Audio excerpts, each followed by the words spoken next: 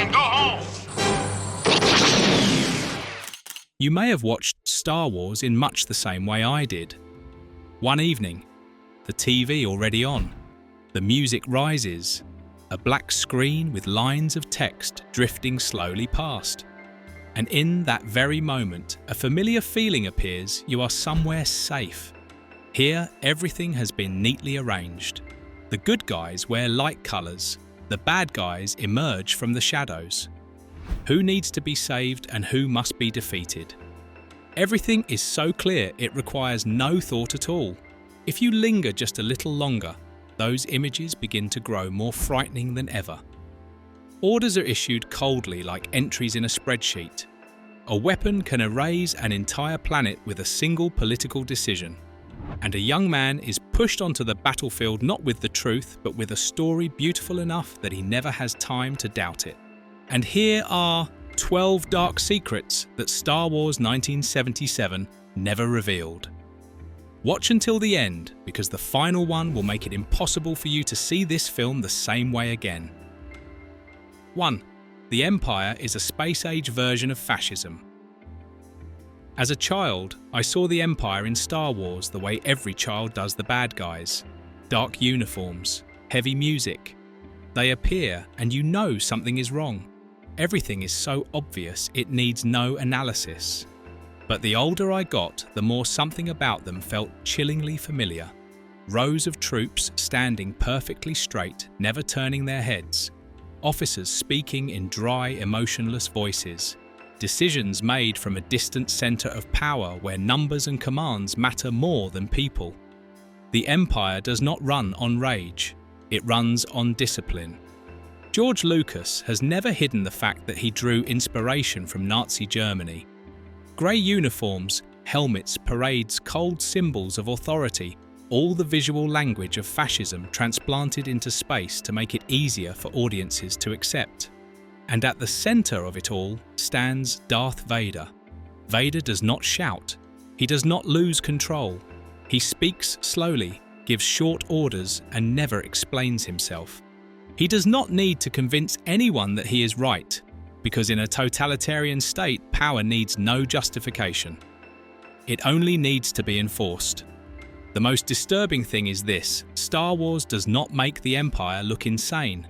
It makes the Empire look orderly, and that order is placed in contrast with the chaotic, emotional, instinct-driven world of the opposing side. A comparison history knows all too well stability in exchange for freedom. Star Wars does not teach you to love fascism, but it shows you why people can live within it, work for it, and believe they are merely maintaining order. And that is the Empire's true darkness. 2. The Death Star is a weapon of mass destruction. Do you remember the first time you watched Alderaan disappear in Star Wars? There is no long build-up, no crowds running, no screams for help. Just a brief moment, a flash of light, a slight shake of the screen, and then a planet whole and perfect shatters like a toy. At the time, I did not feel horror. I felt awe. And in hindsight, that reaction is the most frightening thing of all.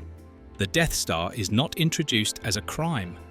It is introduced as technological progress, a final weapon, a definitive solution.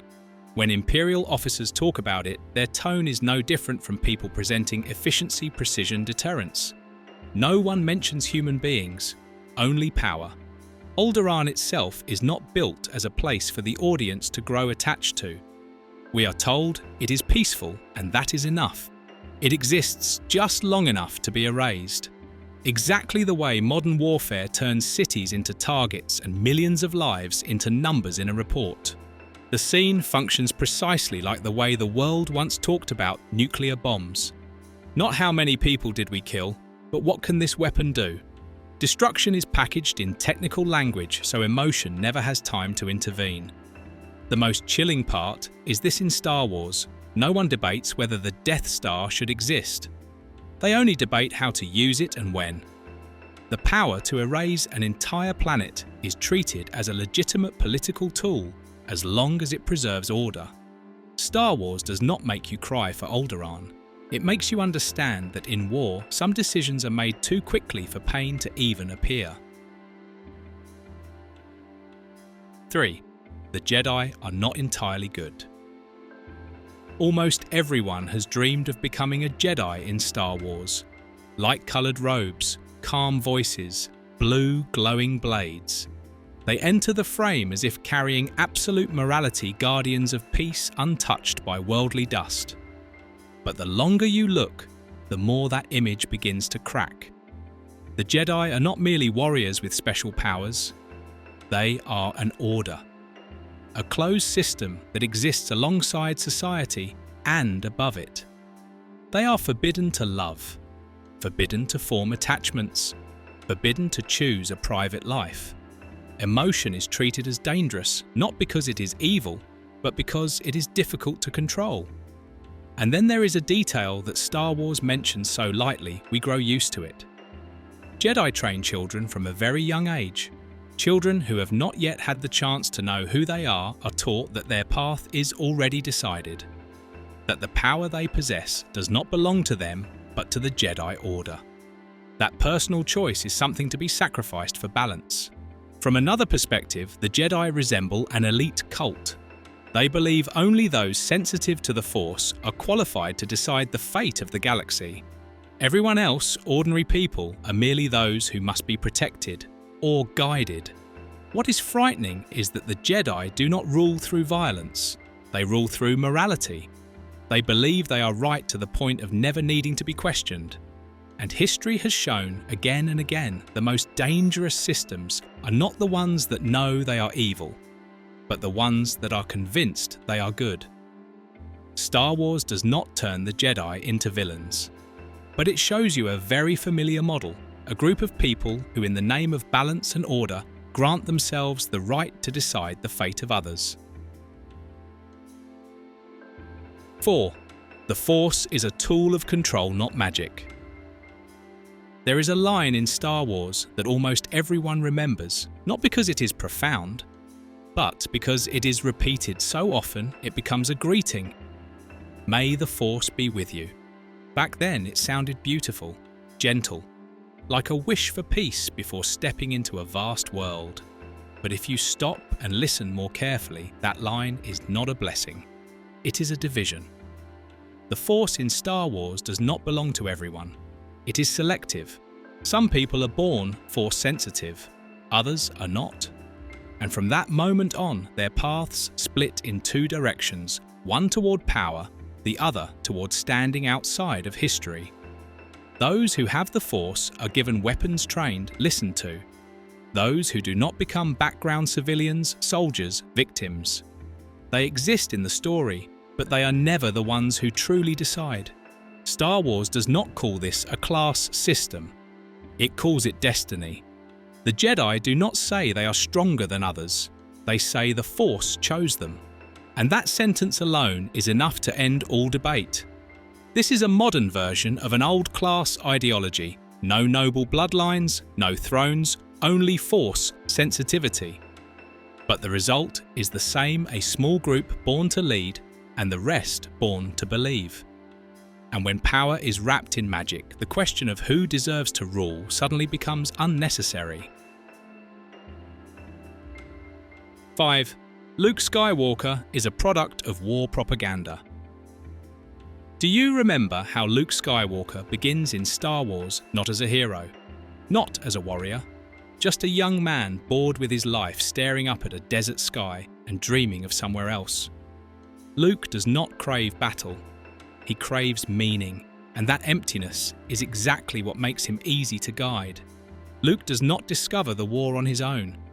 The war comes to him through carefully told stories. His father was a hero, the enemy is absolute evil, and the galaxy needs young people brave enough to stand up. No one lies to Luke.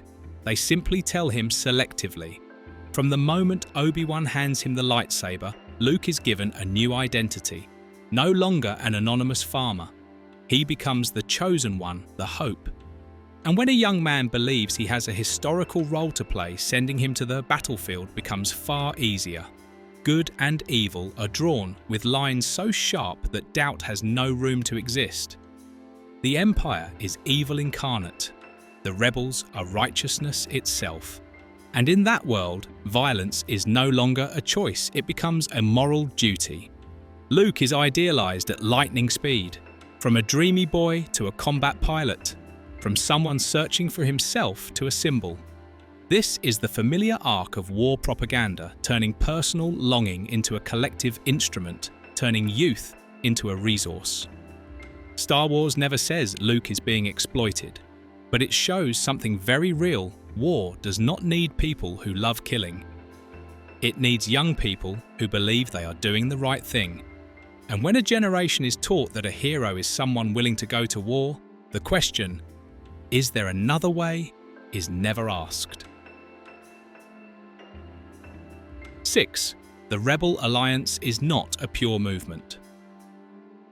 There is something Star Wars always does very skillfully. It never lets you see the war from the other side. In Star Wars, the Rebel Alliance is heroic from the very beginning. And once you are labelled a hero, every action is given a pleasant name. The rebels appear as the underdogs pushed into a corner. And once the story places you in that emotional position, you no longer call their actions violence, you call it resistance. But strip away the symbols and the way the Rebel Alliance fights looks very familiar in modern history. Bombing bases, sabotaging infrastructure, assassinating commanders, striking suddenly, and disappearing. That is guerrilla warfare. And in the eyes of any state, those actions always carry another name: armed terrorism. Star Wars never shows you what the other side calls them. It also never shows you the consequences behind each small victory. The bases that explode have no civilians. The officers who are shot have no families. Death exists only for an instant, quick enough to avoid guilt. This is a familiar storytelling mechanism of war. Dehumanize the enemy so the audience never has to face a moral question. When the opponent is reduced to uniforms and helmets, killing becomes a technical act, not a choice. Star Wars does not say the rebels are wrong, but it also gives you no tools to doubt them. It tells a war in which only one perspective is allowed to exist, and that is exactly how effective propaganda works. Because in war, the most dangerous thing is not violence, but the belief that one's own side is incapable of doing wrong. 7. Darth Vader is a victim of the system. We are used to calling Darth Vader a symbol of evil, a black-clad figure, an emotionless voice, death following wherever he appears. But Star Wars also quietly reveals a more uncomfortable truth. Vader was not born that way. He was made. Anakin grew up in war, in fear, in a world that constantly told him that emotion was dangerous. The Jedi Order did not teach him how to face the fear of loss, they taught him how to suppress it. And when a person is stripped of the ability to express emotion, what remains is not serenity. What remains is pressure. When Anakin begins to fall, the system does not save him. It labels him a failure. When he is afraid, the system does not embrace him. It warns him. And when he makes a mistake, the system abandons him entirely. Star Wars calls this a fall, but look more closely, and it is a human being pushed out of every possible exit. Vader becomes the perfect warrior of a totalitarian order. No emotion, no hesitation, no questions. He carries out commands with the precision the system desires. And then, when everything collapses, that same system points at him and says, "This is the monster."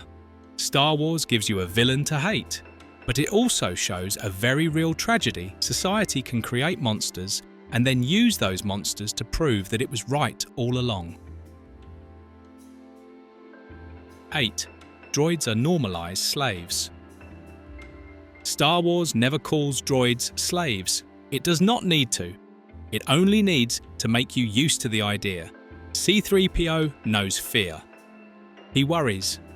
He panics at the thought of being taken apart. R2-D2 feels pain, knows loyalty chooses sacrifice. They have memories, personalities, emotions, but no rights. They are bought and sold, owned, memory wiped, and ordered around like objects. All of it is told with humour, so you smile instead of feeling disturbed. This is the most effective way dehumanization works. Make it cute. Star Wars builds a world where slavery exists legally as long as the slaves are not made of flesh and blood. Droids can be treated cruelly without moral debate because the story has taught us that they are not real. And yet the longer we watch, the more they seem far more human than many other characters. The frightening thing is that no one in this galaxy ever questions droid rights. No one thinks wiping their memories is cruel. That is simply the normalized order. Star Wars shows something painfully familiar. Humans always find a way to place someone lower so they do not have to confront their own cruelty. 9. This galaxy has no civilians. There is something very strange. When you look back at Star Wars, you can hardly remember a single civilian face. This galaxy is full of soldiers, generals, princesses, leaders, knights. But where are the people who live in the middle of the war? Planets appear as scenery. Cities are backdrops. Crowds show up for a few seconds, then vanish with the next explosion. War is told from cockpits, from command rooms, from places where orders are given. Not from places where consequences are suffered.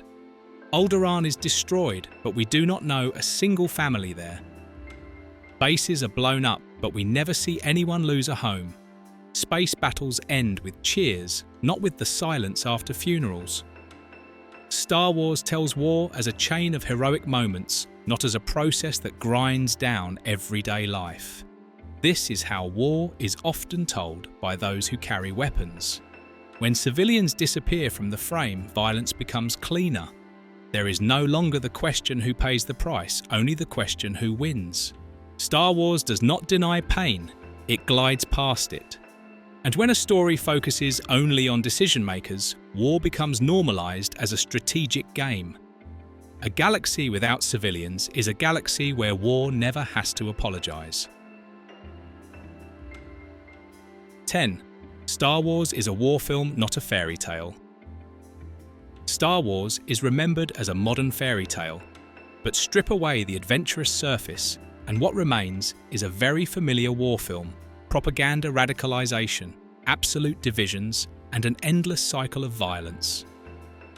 George Lucas has openly admitted that he was deeply influenced by the Vietnam War, and that influence is everywhere, a powerful empire facing guerrilla forces. Young people told they are the last hope, and the belief that moral victory can justify any means. The film teaches you how to see the enemy uniformed, faceless, speaking differently, and dying quickly. It also teaches you how to see your own side under-resourced brave and acting for a righteous cause. This is the classic structure of propaganda, no lies required, only selective storytelling. Star Wars does not merely depict war. It trains emotions for war, who deserves sympathy, who deserves death, and when applause is appropriate. When the story ends in fireworks and celebration, the audience leaves the theatre feeling relieved, a feeling utterly alien to real war. 11. Good and evil in Star Wars are a dangerous simplification. Star Wars asks you to believe in two clear colours, the light side and the dark side. Once you choose a side, everything becomes simple. We are right, they are wrong. And when the world is divided that way, violence becomes a duty. Real-world war does not operate in two colours.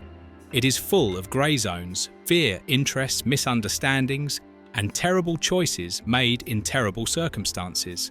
But Star Wars cuts away those grey areas so the story can move faster. The consequence is that viewers learn to think if the goal is right, the means no longer matter. This is the most effective mechanism of propaganda. Reduce moral complexity to accelerate action. When the enemy is labelled darkness, questioning becomes out of place. And when doubt is treated as weakness, people stop asking questions. Star Wars does not teach you to kill. It conditions your emotions so killing no longer feels heavy. A world where good and evil are too clear is a world where brutal decisions are made very quickly. 12. peace in Star Wars is only a pause between wars. The ending of Star Wars brings a sense of victory. The Empire falls, music swells, people embrace. But look closely, and it is not peace, it is a pause. There is no reconciliation, no dialogue, no process of healing. Only one power structure collapsing and another preparing to take its place. Violence does not disappear, it changes form. Human history is familiar with this pattern. One war ends to prepare for the next. Today's enemy becomes tomorrow's lesson. Today's hero becomes a symbol for the next generation to follow and to march into battle. Star Wars tells an uncomfortable truth. War is very good at reproducing itself. It leaves behind memories, symbols, and stories beautiful enough to keep convincing people that the cycle is necessary. And so peace in Star Wars is not a destination. It is the silence required for violence to return with a new flag, a new enemy, and the same old logic. Perhaps the most telling thing about Star Wars is not what it says, but what it makes us accustomed to. Accustomed to a world divided neatly into two sides. Accustomed to power always having a moral justification. Accustomed to lives disappearing without anyone stopping to ask why. Accustomed to war being told as a coming-of-age journey, as destiny, as something inevitable. Star Wars does not teach you to hate anyone. It only teaches you to choose a side quickly. And once a side is chosen, many difficult questions simply vanish. That is not the film's flaw. It is its power. Because Star Wars was born from a real-world one where war propaganda and power already existed. It did not invent these things. It retold them in a way that is easier to watch, easier to believe, and easier to accept. If Star Wars was ever part of your childhood, leave a comment about the detail that left the strongest impression on you. And don't forget to like, subscribe, and turn on notifications so you won't miss future videos.